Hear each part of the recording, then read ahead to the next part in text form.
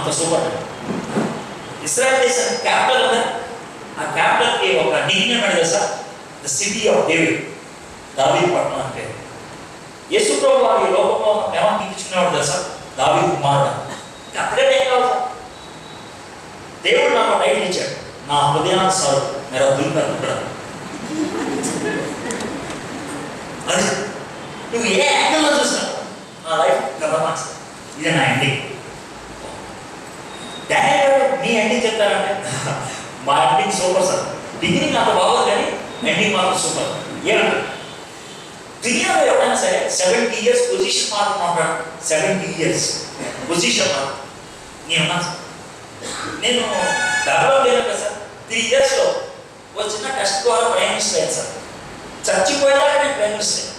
నా పైన రాజులు మారారు, నా పైన రాజ్యాలు మారారు, రాజులు మారిన రాజ్యాలు మారిన అర్థమైనా నా పొజిషన్ మాత్రం మారలేదు. నెబుకద్నెజర్ ఉన్నాడు, అప్పుడు నేను ప్రైమ్ మినిస్టర్. వాళ్ళ కొడుకు దర్యావేసి వచ్చాడు, అప్పుడు నేను ప్రైమ్ మినిస్టర్. ఆ కొడుకు పోయిన తర్వాత పారసీక రాజ్యం వచ్చింది, ఒరేషియా రాజు వచ్చాడు, వాడికి నేను ప్రైమ్ మినిస్టర్. ప్రతి వాడికి నేనే ప్రైమ్ మినిస్టర్ సార్, చచ్చేదాకా నేను ప్రైమ్ మినిస్టర్. పొజిషన్ మాట్లాడుతున్నాను గ్రేట్ కదా. అవును సార్, కరెక్ట్గా లైఫ్ బాగా ఉంది సార్. అయితే కొంచెం క్రిటికల్ పొజిషన్ వస్తా సార్. ఏంటంటే డేవిడ్ కొంచెం కష్టపడతాం, ఏమడుగుతాడు సార్, మీ లైఫ్లో చదవకూడదు ఎప్పుడైనా ఏమన్నా జరిగింది? చదవకూడదు ఇంకొక్కడ జరిగింది సార్, అది చదవకుండా అంత బాగుంటుంది సార్ అనేది ఏమన్నా అంటే డేవిడ్ అడిగేశారు సార్, ఒక్కడ అడగకుండా బాగుంటుంది మీరు అడిగేసారు. ఏం సార్ చెప్పండి? ఏం లేదు సార్, యాక్చువల్గా నాకు అప్పుడు 51 years ఏజ్. ఎందుకు వెళ్ళాలా యాక్చువల్గా కొత్తగా అనిపించిందా, రెస్ట్ తీసుకున్నాను అని ఇంట్లో అడిగారు. ఇంట్లో పకోడీలు అవన్నీ చేశాను, మంచిగా తిన్నా.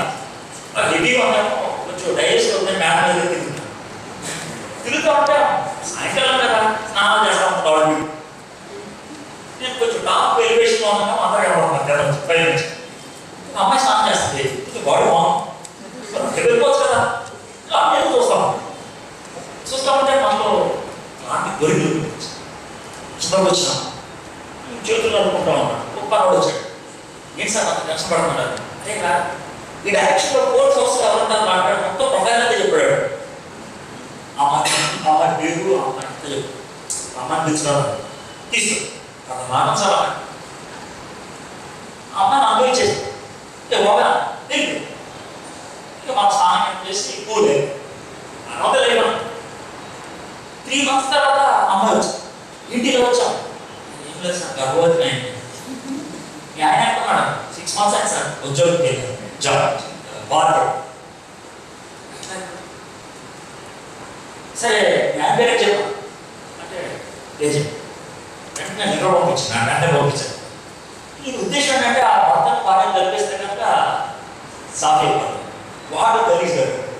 నేను ఎలా అంటే అలా భార్య ఏమంటే యుద్ధం చేసేటప్పుడు నా భార్యతో పడుకుంటాను సార్, నేను పడము అంటే ఏం చేయాలి. సరే మరి లెటర్స్ పంపించాను అని నేను ఫ్రంట్ లైన్లో వేసి చేపేశాను, ఎన్కౌంటర్లో చేపేశాను.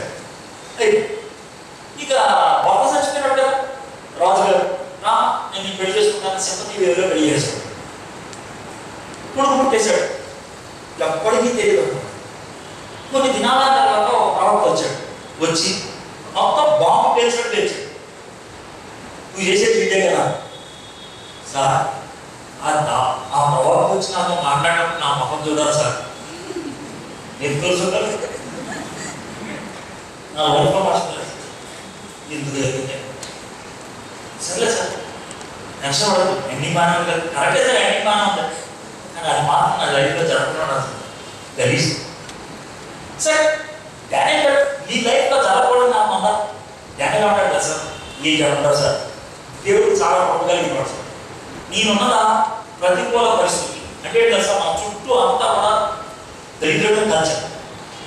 ఒక దేవుడు అంటే నమ్మకం లేదు, ఒక భక్తి అంటే ఏం లేదు, ఇష్టం వచ్చినట్టు జీవించేవాడు. ఇప్పుడు నాకేమన్నా ఫెలోషిప్ ఉంటేదా, అది కూడా లేదు. అలాంటి ప్రతికూల పరిస్థితుల్లో, అలాంటి యాడ్వర్స్ సిచ్యువేషన్స్, అంత నెగిటివ్ సెటప్ 70 years ఉన్నప్పుడు కూడా నా లైఫ్లో ఒక్క తప్పు చేసినట్టు నాకు గుర్తులేదు సార్. ఒక్క తప్పకూడదు.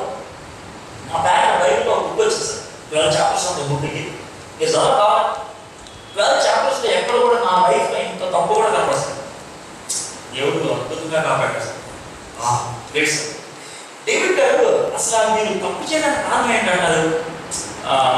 అంటే ఒక డిఫికల్టీస్ వచ్చా, ప్రజలు వచ్చిందా బయట నుంచి, హలో బలవాడు మా చుట్టూ ఎప్పుడు వర్షం ఉండేది, అది ఎప్పటికప్పుడు మాట పాటనే ఉండేవాడు.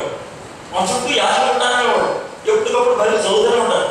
మన చుట్టూ ప్రార్థన చేసేవాళ్ళు ఉంటారు, బలు అర్పించేవాళ్ళు ఉంటారు. 100 మంది ఉంటారు సార్, 100 మంది మనం ఏం అడిగితే ఇస్తారు.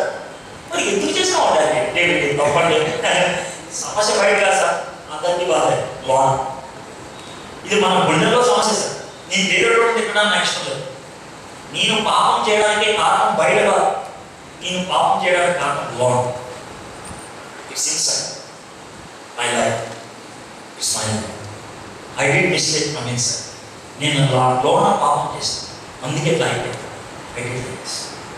ఓ డానియల్ గారు, మీరు అంత పర్ఫెక్ట్గా చూపించిన కారణం ఏంటి?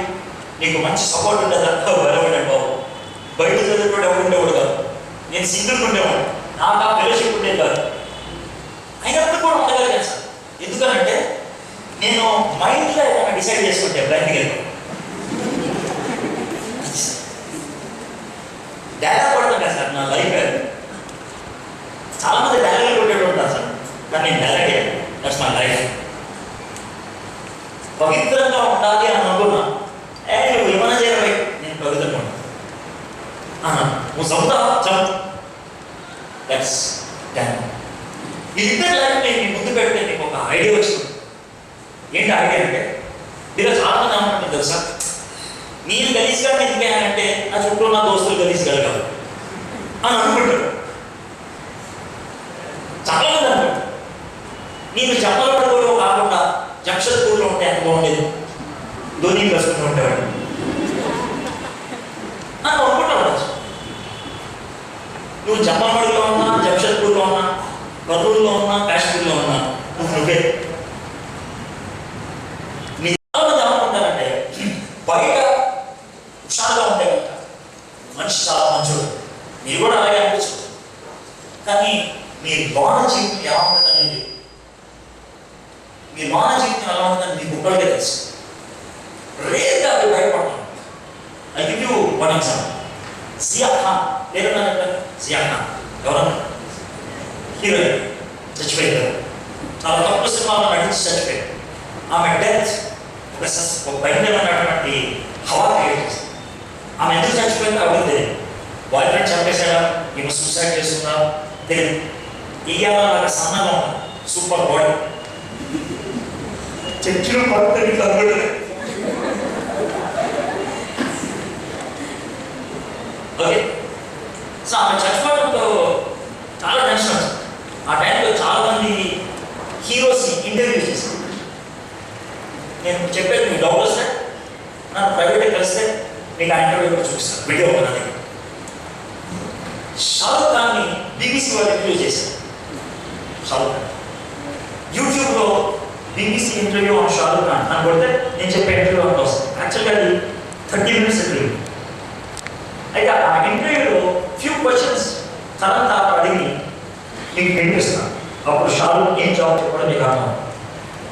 ఆయన షారుఖ్ ఖాన్ లాగా షర్ట్ వేసుకోవాలి, షారుఖ్ ఖాన్ లాగా ప్యాంట్ వేసుకోవాలి, షారుఖ్ ఖాన్ లాగా నడవాలి, షారుఖ్ ఖాన్ లాగా డ్రింక్ చేయాలి, షారుఖ్ ఖాన్ లాగా ఎలా నడవాలి అని అనుకోండి. It's Shahrukh style, that's no doubt. అందరూ షారుఖ్ ఖాన్ లాగా ఉండాలనుకుంటున్నారు. అప్పుడు నీకేమనిపిస్తున్నారు అంటే ఆయన అన్నాడు సార్, ఏమంటారు సార్, నేను చాలా సినిమాలు యాక్ట్ చేశాను, ఏ సినిమాలో కూడా నా పేరు షారుఖ్ కాదు, ఏ సినిమాలో కూడా నా పేరు షారుఖ్ కాదు. ఒక సినిమాలో బ్యాట్మ్యాన్, ఒక సినిమాలో సూపర్ మ్యాన్, ఒక సినిమాలో రహీమ్, రాబర్ట్, రామ్, సలీం, సుల్తాన్. మీరు వేరే వాళ్ళ ఉండడానికి ట్రై చేస్తారు, మీరు నాలాగా ఉండడానికి ట్రై చేస్తారు. అవునా, నేను వేరే వాళ్ళ ఉండడానికి ట్రై చేస్తాను, నేను నాలాగా ఉండడానికి ట్రై చేస్తాను. అర్థం కాదు సార్ అని అంటే తర్వాత అన్నాడు, ఓకే నువ్వు అంటే నీకు ఇష్టం లేదా అని అంటే షారుఖ్ ఇచ్చిన జవాబు సార్, నేనంటే నాకు ఇష్టం లేదో కాదో నాకు తెలియదు, కానీ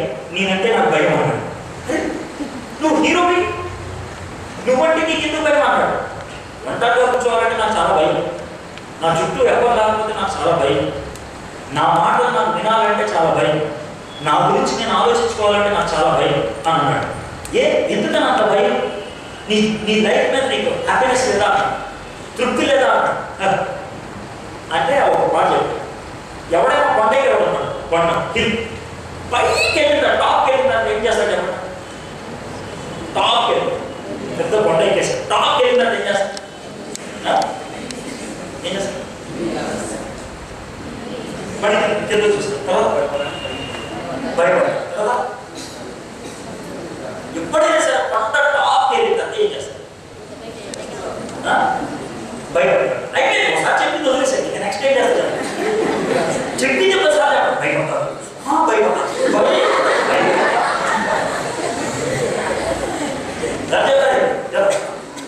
అయిపోయింది, నెక్స్ట్ ఏం చేస్తాడు? మళ్ళీ భయపడతాడా? కొండెక్కాడు, టాప్కి వెళ్ళాడు, కింద చూస్తానన్నారు ఓకే, భయపడతానన్నారు ఓకే, జెండా తగిలిస్తానన్నారు ఓకే, ఇంకేం చేస్తాడు? అమ్మా ట్రై చేయడు, దిగుతాడు, అక్కడ ఉన్న పోతాడు. That's what Shaul said. ఎప్పుడైనా కొండ పైకి వెళ్తే టాప్కి వెళ్ళిన తర్వాత ఒక జెండా తగిలిస్తాడు, మేబీ అంతా ఇంటికి చూస్తాడు, తర్వాత కిందకు వచ్చాడు. అవునా కదా? నా లైఫ్లో కొండకి టాప్కి వెళ్ళాను అనుకుంటే దిగిపోవాల్సింది. పైకి వెళ్దాను కదా, చెప్పండి, పైకి వెళ్దాను కదా. So I think that I have never reached the top of a mountain. నా లైఫ్లో మౌంటైన్ యొక్క ఎడ్జ్కి నేను వెళ్ళానని ఎప్పుడూ అనుకోను. వెళ్ళాను అనుకుంటే కనుక ఇక యాక్టింగ్ మానేస్తాను, ఎందుకంటే అయిపోయింది కదా, టాప్ అయిపోయింది ఇంకెందుకు. సో నేను ఎప్పుడు కొండ ఎక్కమాట, కొండ ఎక్కడం ఈజీగా ఉంటుందా, కొండ ఎక్కడం ఈజీగా ఉంటుంది? ఎక్కడం చాలా కష్టం కదా. My life is a struggle అన్న, my life is a struggle. అంటే నీకు తృప్తి లేదా? లేదు. హ్యాపీనెస్ లేదా? లేదు. డెస్టినీ లేదా? లేదు. పర్పస్ లేదా? లేదు. షారుకి ఇచ్చిన జవాబు లేదు. 26 crores ఆయన ఇంటి ఖరీదు, 5 crores ఆయన మంత్లీ ఇన్కమ్, లైఫ్ సాటిస్ఫాక్షన్. బయట మాత్రం హీరో, లాన్ జీరో. నేను కథలు పడితే కనుక పెడుతున్నాడు అనుకోవచ్చు. అందుకే నేను అన్ని ఎవిడెన్సెస్ బీబీసీ ఇంటర్వ్యూ కలంతాపలు చేశాడు, జియా ఖాన్ చచ్చిపోయిన తర్వాత షారుని యూట్యూబ్లో చూడవచ్చు. And this is the answer. ఇది మీకెందుకు చెప్తున్నానంటే, బయట ఉంటే హుషారుగా ఉంటారు, మంచిగా jeans pant, skin tight dress, flat చెప్పులు, ఖతర్నాక్ బట్టలు, బయట ఎవరైనా చూస్తారా ఖతర్నాక్ ఉంటారు. లైఫ్ లాంగ్ అయిపోయింది. మీకు వచ్చిన డౌట్ రావచ్చు, సార్ డేవిడ్ డానియల్ గురించి మాట్లాడే బాగుంటుంది, సడన్గా షారుఖ్ ఖాన్ దగ్గర తింటారు మీరు, ఇంతకీ మీరు ఏం చేయదలుచుకున్నా సార్ అంటారు. డేవిడ్ డానియల్ ఎప్పుడు జీవించినాడు, షారుఖ్ ఎప్పుడు జీవించినాడు, ఈ ఇద్దరికి ఒక కామన్ ఫ్యాక్టర్ ఉంది. ఏంటి కామన్ ఫ్యాక్టర్ అంటారు? డేవిడ్ డ్రామా ఆడాడు, షారుఖ్ ఖాన్ డ్రామా ఆడుతున్నాడు, ఇద్దరు డ్రామా. నా కామన్ ఫ్యాక్టర్ డ్రామా. అసలు డేవిడ్ ఎలా డ్రామా ఆడాడు, డ్రామాలో చాలా బయటకు వచ్చాడని చెప్తాను. That's one about it. అది ఇప్పుడు మీరు మాకైతే చెప్తున్నారు సార్ అన్నాడు, మీరు కూడా డ్రామా ఆడేవాడు అయితే బయటకు వస్తారు.